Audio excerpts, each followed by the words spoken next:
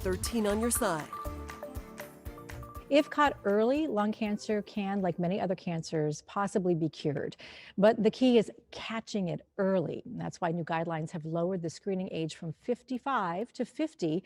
Dr. Tom Gribbin, a medical oncologist with Mercy Health, is here to talk more about these guidelines. And Dr. Gribbin, the screening guidelines also reduces the smoking history from 30 years to 20 years. What makes these adjustments in the guidelines so important?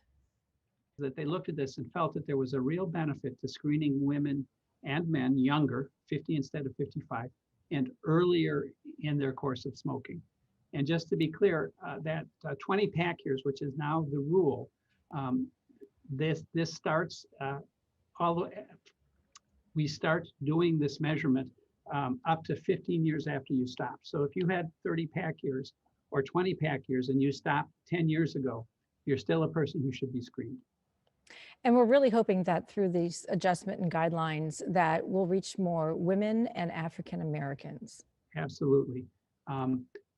Women tended not to smoke as much as men, but to have lung cancer at similar rates and at earlier ages. And so that's what's led to understanding this population and adjusting the guidelines to make sure that we're meeting everyone's risk.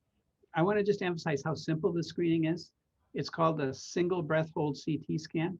You lay on a CT scan table. There's no IV, there's no IV contrast, there's no medication given. You hold your breath, and in about 10 seconds, the scan is done. It's as simple as can be, painless, and really amazingly effective. We've been working in this area for about 6 years at St. Mary's, and we have identified and cured probably about 300 lung cancers in our population. And I had a talk in front of a medical crowd about this, and I realized that there were as many people in this 300-seat amphitheater as had been cured by lung cancer in the first 5 years of our program. This really matters, and it can really help. Those are some really impressive numbers that you've given us and definitely making a difference in our community. Thank you so much for your insight on that, as well as the new lung cancer screening guidelines. If you'd like to learn more, I've got information for you on 13onyourside.com.